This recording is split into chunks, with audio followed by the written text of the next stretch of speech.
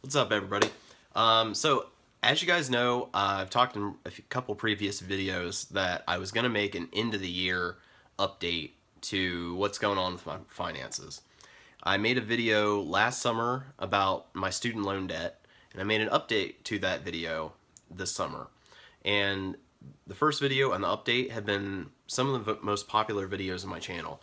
Now, as you guys know, I post about a lot of stuff on this channel, but always going on in the background is me working on my finances, because that's something that's a huge part of my life and something that is going to be a part of my life for years to come. So I was approached by Krista from Living Debt Free with the Edges and asked to do this video collab, and I thought it was great because I was going to make a similar video anyway. Now, there's a bunch of people participating in this collab, and I'm going to link to all their channels down below, so go watch their videos and check out Krista's channel. It's Living Debt Free with the Edges. She is way better at this than me, so take a look at my video, but then go check hers out because she's going to be able to help you a lot more. So 2016, man, it's just been a bad year for everyone, right? I mean, so much bad stuff has happened, and I gotta say, it was a rough year for me too. It's actually, I have to take a step back and really think, because it wasn't all bad. It seems like it was, but I gotta remind myself that there were a lot of good things. And while I was preparing this video, I realized actually more good than bad happened to me this year. So, what happened? Well, I have a lot of wins for this year, and a couple of fails too. And, financially, I have worked really hard, but I haven't made it to where I want to for this year. So basically, here's where I ended up for the year. Alright, at the beginning of the year, I was underemployed, I was not living on my own, and those things are taken care of. By April, I had my own apartment, I had a new full-time job, got benefits back, so all those things are taken care of. Life is back on track there, okay? And what I was able to do, based on that new job, is I was able to start my emergency fund back up, because I had to drain it just for money to live on. And I hated to do that, but that's what an emergency fund is for. So, how did I end up? Well, at the end of this year, I am assuming I might get a little bit of interest on this by the end of the month, but I have $1,411.07 in my emergency fund. Not where I want to be. I want to have it at $10,000, but it's a good start. And if I put money away at the same rate that I did this year, I'll have about $2,200 at the end of next year, plus the $1,400 that I have now. So I'll be well on my way to getting where I need to be.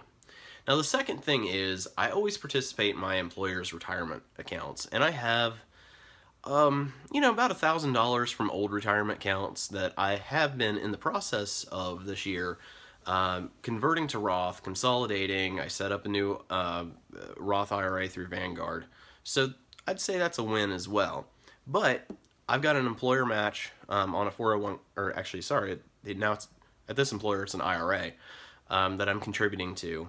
And so this year I've been able to put away $1,035.48 toward that. So again, not where I need to be, but I'm putting away something, and I'm really happy about that because it's a huge, huge win over where I was at the beginning of the year. Now, student loans though, all right? I'm not going to reveal any specific numbers because that's something that I'll talk about when I get to my my June update, which will be my 2-year update to my student loans. But I've been putting away money toward the student loans too, and I've made some differences there. So, now, fails. Yeah, this is the bad one. Okay, well, 2 things. So, like I said, more wins than fails. But 2 fails. And fail number 1 is I maxed out my credit card. Last year, 2015, I had my credit card paid off. God, that was a relief. And now I'm maxed out. All right, this main credit card I have is the only one that has anything charged to it. It has a $4,000 limit. I'm actually at like $3,903 or something like that right now. So how did that happen? Well, it was kind of an investment in my future. When I got this job, I work in real estate, and I actually live on the property that I manage, and they didn't have an apartment available for me to move into. And I was moving from about 3 hours away in order to work here. So I had to stay in hotels for a while. But I could never get a clear answer out of my boss about how long it was going to be. So I couldn't just go to a weekly place and pay $300 because I didn't know. I might have an apartment the next day. And what ended up happening is because I couldn't commit to staying somewhere for a week, I ended up going from,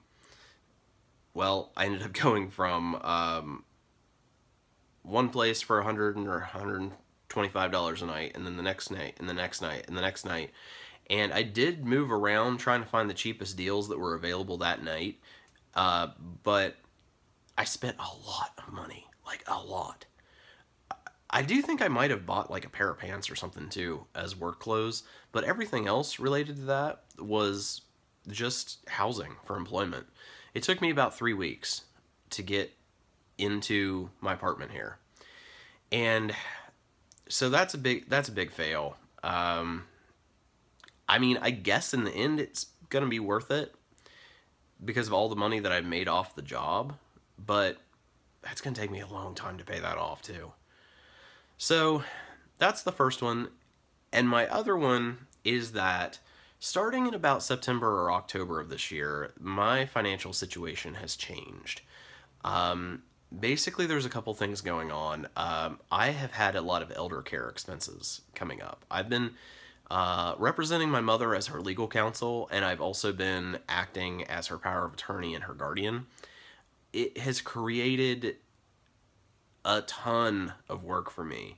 And a lot of that work not only is, well, buying things for her, which costs money, which she's not able to reimburse me for, and also going at least weekly, if not more than once a week, to see her. Well, she lives 3 hours away. So it's a 6-hour round trip.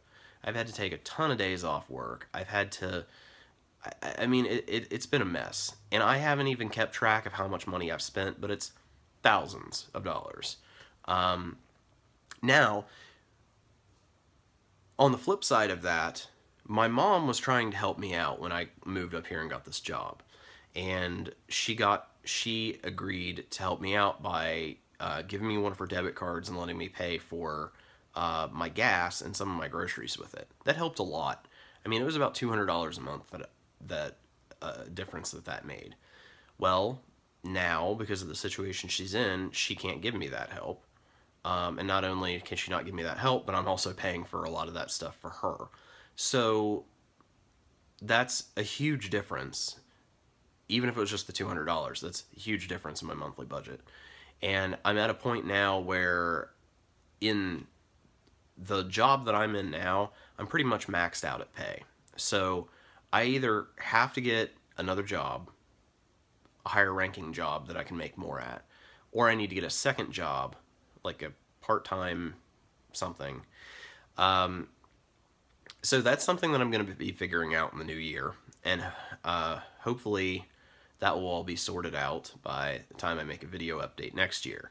But I'm in a situation where I've gone from being able to pay off some debt and stuff to being stretched extremely thin financially, and I wanted to get through the holidays, basically, but now I'm like, okay, I have to either find another job or start working more than 40 hours a week. And that's something I'm completely going to figure out here in the next few weeks.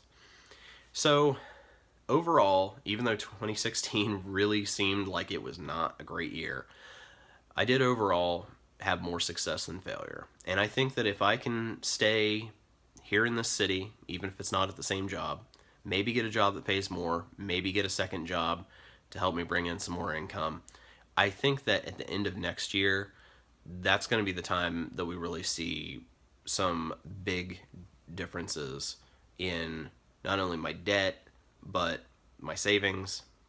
And anyway, guys, I want to thank you for everybody who's participating in the collab. Thank you again, Krista, for inviting me. And if any of you out there have any good tools for showing year-over-year progress, I'd love to hear about it. And I might feature it in my video next year. Again, if you guys like this type of video, I'm going to be doing student loan debt updates in June, or maybe it's July, and end of the year financial updates. So if you like this and you want to follow along with my story of paying off my debt and getting my financial life together, then hit that subscribe button. If you like my content in general, bell me. That'll give you a notification every time I post anything. So thanks for checking out the channel. Thank you for all the collaborators, and make sure to subscribe.